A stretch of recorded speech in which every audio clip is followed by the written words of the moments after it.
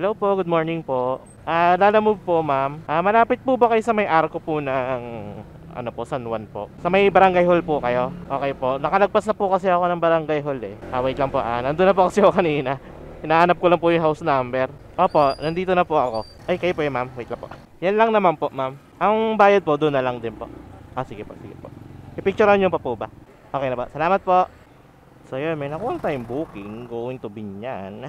And ito lang pala pangit dito sa mga biyaheng Laguna kung dito ka galing sa Cavite. Kasi yung suggested and computed na travel sa Lalamove app is 31 kilometers. Kasi pinapadaan ako sa Las Piñas, which is tutusin mas malapit. Shortcut kumbaga. Kaso, hindi naman din na calculate yung traffic na dadaanan ko sa Las Piñas. Kasi based dito kay Google Map, pinapadaan niya ako sa Daang Hari na kung saan mas mabilis pero mas mahaba. Additional 4 kilometers yung babiyahihin ko kung manggagaling ako dito. Tapos ang daan ko, Daang Hari. Whereas kung sa Las Piñas ako dadaan na kung saan, yun ang sinasuggest nila Lalamove, yun din yung computed na fare nila Lalamove, maikli.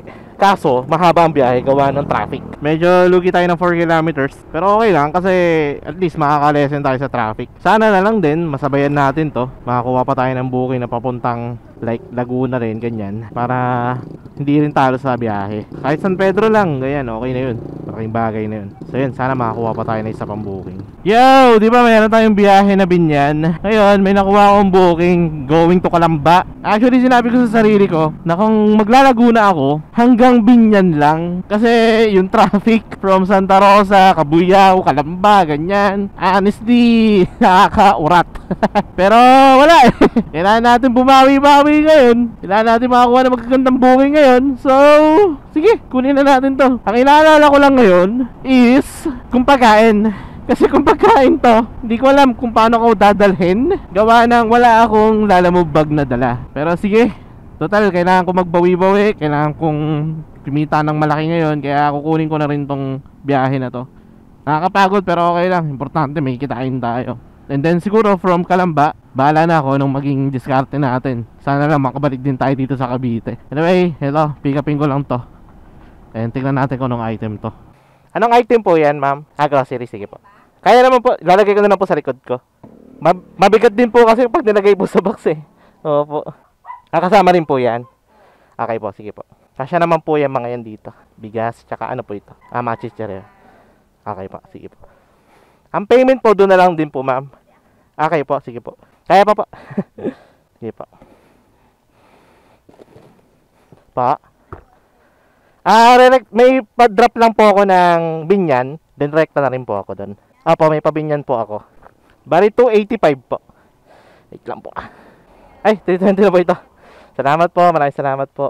Na-pick up na natin. And kahit na wala tayong Lalamove bag, at least nalagay natin siya sa top box, nalagay natin sa compartment, nalagay natin siya sa likod ng aking motor. O ginawa ko siya angkas kumbaga. May dalawang biyahe na tayo. And salamat din po kay ma'am. Binigyan tayo ng tip.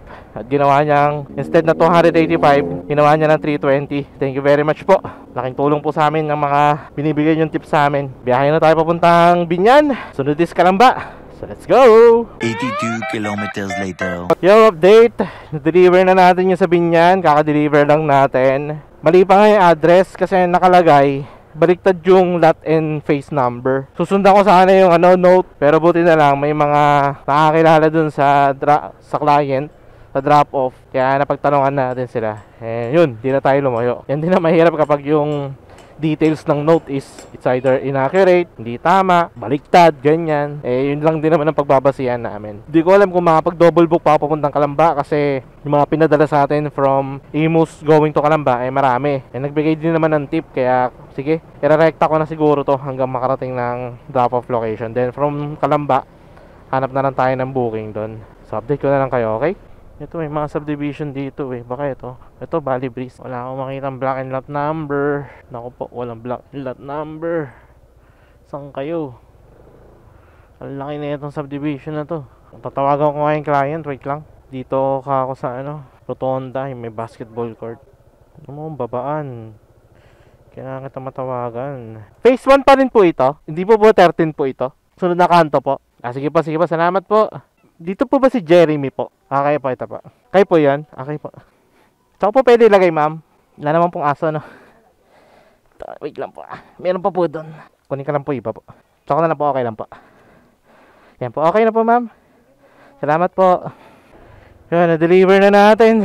Ang sakit ng kamay ko. Hindi ko alam bakit. Pero importante, na-deliver na natin. Ewan ko lang kung makakuha pa tayong booking dito sa may Kalamba or sa part ng Kalamba na to, no? Pero sana may makuha tayong booking pabalik. Balik ng Cavite.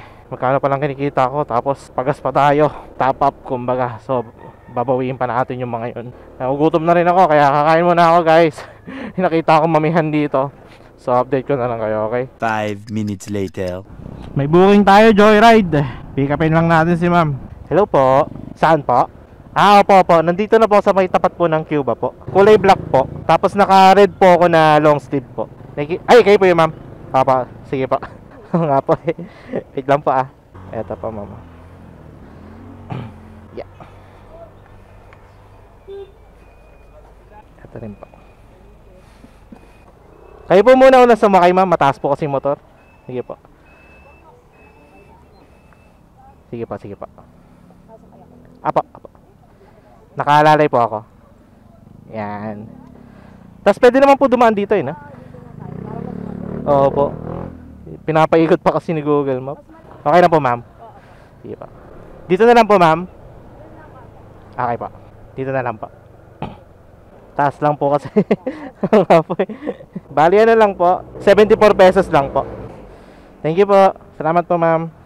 So guys, may nakuha tayong booking dito sa Kalamba. After natin makahatid si ma'am, ang pickup is dito sa may Isuzu Kalamba something. Kaso, hindi ko alam kung madadala ba natin kasi parang kailangan niya ng lalamove bag eh. Tingnan natin kung kakasya. Kasi kung hindi kakasya, edi kakancel natin. Pero sana, diskartehan ko na lang. Kasi yung drop off, malapit sa amin. Literally. Malapit doon sa bahay namin. Malapit doon sa subdivision na tinitirahan ko. Pick upin lang natin to. Tapos sana, kayanin natin. Sana madala natin. Baka, iniisip ko kasi baka malaking item or something ganyan. Diskartehan na lang. Kumbaga, tali na lang kung kailangan. Pero feeling ko mukhang malaki eh. Sana nakabox. Pwede kong madala, di ba? Pero wala, tara tingnan na lang natin. So, yun, pick upin lang natin to.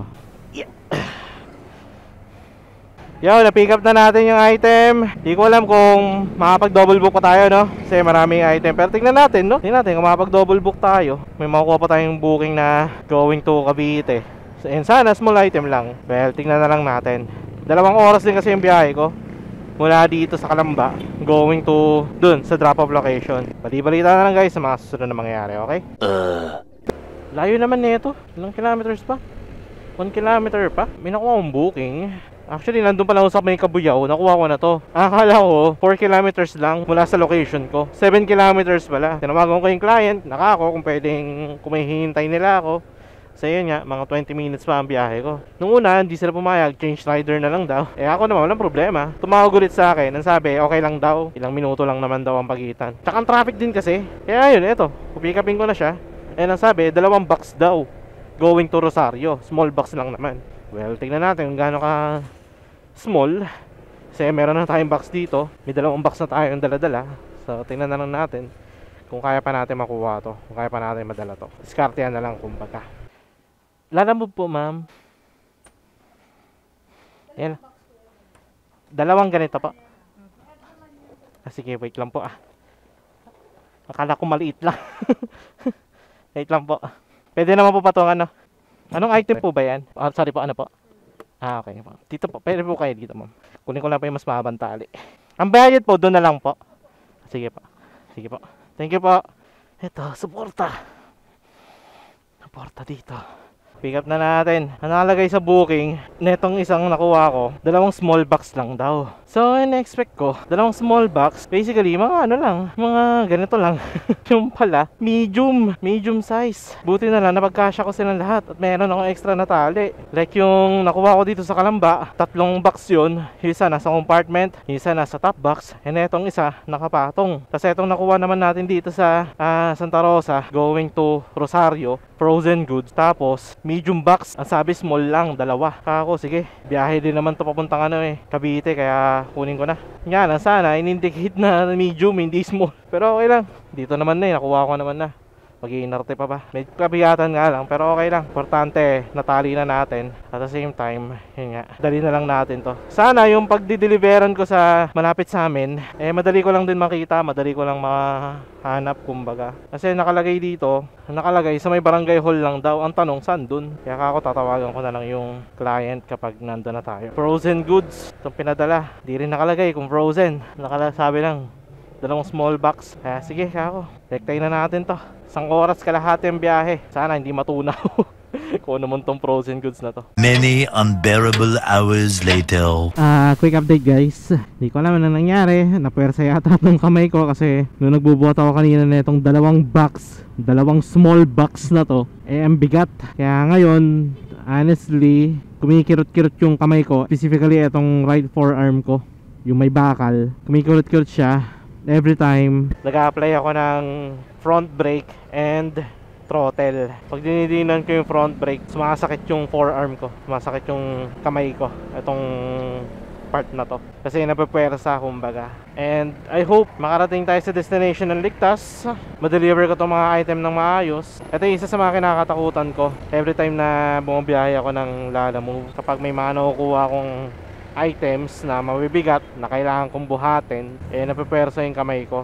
Kasi honestly, hindi na kaya magbuhat talaga ng kanang kamay ko ng mabibigat. Like parang ilang kilos na lang kaya niyang buhatin. Siguro pinaka max na yung 10 kilos. More than 10 kilos, yun na. Parang feeling ko ang sakit na niya. Ang sakit na yung buto, kumbaga. Sakit na nung bakal. Kaya I just hope ma-deliver ko na maayos tong mga to. Tsaka dito rin kasi sa part ng Laguna, specifically dito sa Binyan, ayan, stop and go lagi. Kaya napipilitan ako mag front brake, napipilitan ako mag-apply ng brake, ganyan. Napapadin ako kasi yun nga, stop and go. Kaya masakit siya sa kamay. Dito mag-GMA na lang ako. At least dito alam ko na tuloy-tuloy yung daloy ng traffic. May traffic man, pero bandang pa, Dasma pa. Unlike dyan sa may San Pedro, ang daming kasabay, ang daming stoplight. Same lang naman ng ng kilometers pareho lang din naman ng tatakbuhin ko kaya dito na lang ako dadaan. Yun, sana mawala na rin yung kirot ng kamay ko. Sakit grabe. Madating sa point na kailangan kong bitawan yung manubela para hindi sumakit. Anyway, isang oras pa ang biyahe natin, kaya bali-balita na lang. One little boost to the surface later. Hello po. Hello po, Lalamove po. Sir, nandito na po ako sa may barangay hall po ng San Sebastian. Saan po kayo banda? Opo, nandito na po ako sa may tulay po. Sige po, sige po. Malapit na rin po ako, sir. Sige po, salamat po. Pwede po ba pumasok dyan, sir? Teka lang po kasi sabi ni Ma'am Lynette po, tawagan ko daw po siya pag nandito na po ako. Kaso hindi po matawagan May number po ba kayo ng iba pa po? Ano po pangalan niyo, sir? Sir, pwede po kayo patulong po. Pakihatak po itong ilalim po. Pag ko. 1, sige po. 1, 2, 3. Yeah. may bakal po kasi kamay ko, kaya sinabihan ko na rin po na kako nandito na po ako. Ang sabi niya po kasi babayaran niya daw po ako kapag nandito na ako. Ito po. Meron pa po sa loob, wait lang po. Na-message niyo naman po si Ma'am no? Sir, pwede po patulong ulit? Ibaba lang po natin. Patulak lang po. 1, 2, 3. Yeah, ayan, salamat po. Okay na po. Ang bigat po kasi nito. Sir, salamat po. Ang sakit na naman ng kamay ko dahil ako'y napabuhat na naman. Nawala sa oras. Na-deliver na natin yung sa Noveleta. Then ito naman, deliver naman natin sa Santa Rosa, going dito sa Rosario. Thank you po, ma'am, sa pagbigay ng tip. 13 minutes, 12 minutes hanggang makarating sa drop-off location. So, deliver na natin agad to. Let's go. 230 po. Wait lang po. Medyo mabigat lang po.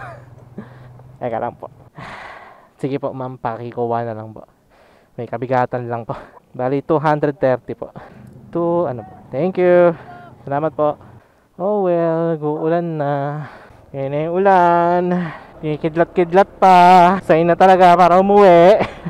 So far, good sesh naman. Good sesh naman kasi kumita na tayo. Naka 1,000 plus din tayo. Pwede na rin, hindi na masama. At eto, uwi na ako.